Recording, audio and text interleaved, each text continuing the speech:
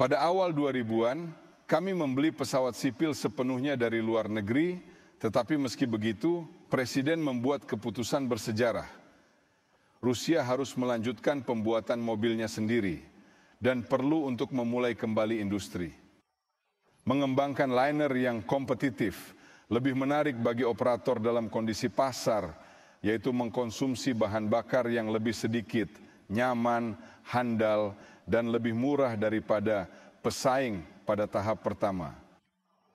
Untuk keputusan ini, untuk mengatasi masalah ini, kami memanfaatkan fondasi Soviet dan melibatkan mitra asing dalam kerjasama sejauh mungkin.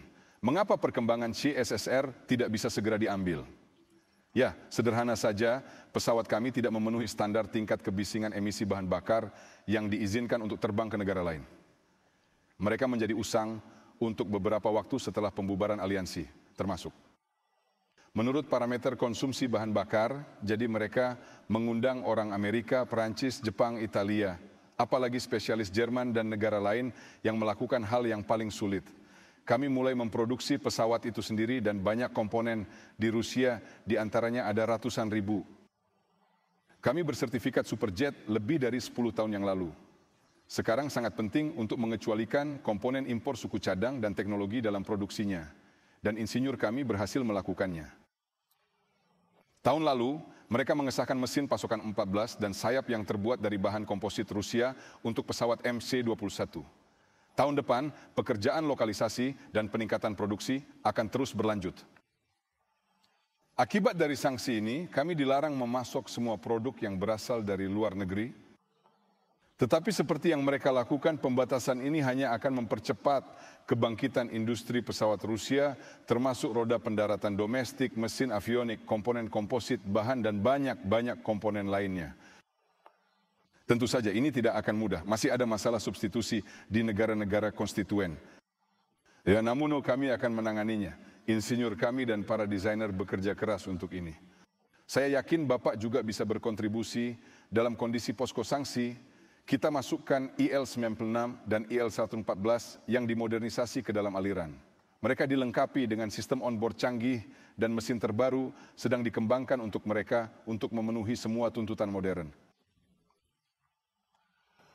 Mesinnya pada awalnya dirancang untuk digunakan pada Superjet 21TO. Unit-unit Rusia, Prancis dan Kanada dipasang, Prancis menolak untuk memperbaikinya, menyediakan suku cadang, menyia-nyiakan sumber daya, dan Kanada menolak untuk menyediakan mesin itu sendiri. Dalam hal ini kami mempercepat pengembangan mesin kami sendiri. Ini adalah PD8, PD14, dan PD3 ke-5. Mereka sepenuhnya memenuhi kebutuhan kami di bidang mesin turbofan. Nah, yang paling penting adalah memastikan keandalan.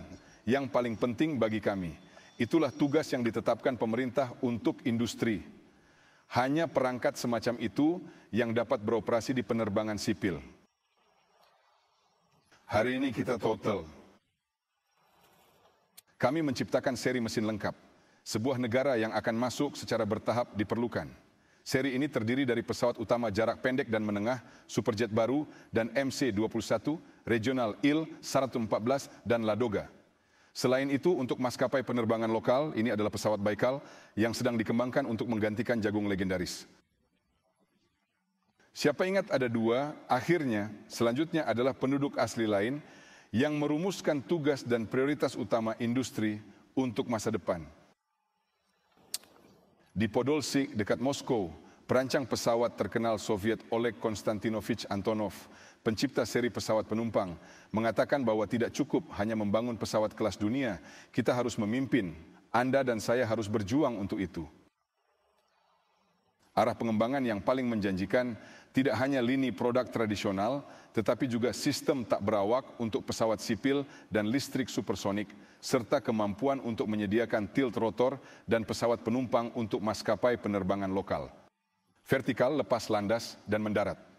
Saya pikir tugas utama para ilmuwan kita harus menciptakan teknologi intensif ilmu pengetahuan untuk sistem peralatan udara dan darat modern untuk pembangkit listrik hibrida. Pada tahun-tahun mendatang, direncanakan untuk mengembangkan dan menguji demonstrator untuk pembangkit listrik hybrid kolagen menggunakan hidrogen cair. Karena suhu rendah akan dimungkinkan untuk meningkatkan daya komponen listriknya hampir 10 kali lipat.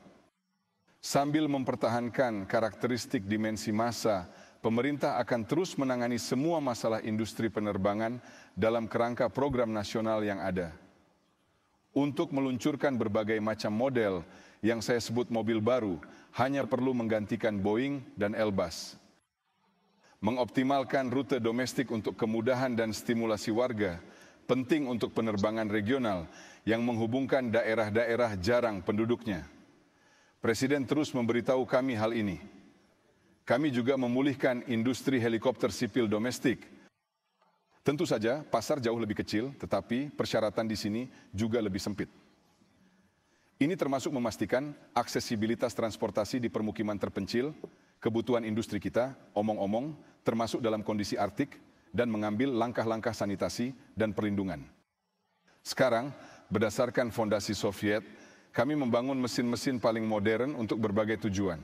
Ini adalah serbaguna, ringan Ansat Medium Mia 38 Heavy Duty ME Value 71 Series, khusus untuk 32. Keberhasilan lebih lanjut belum datang.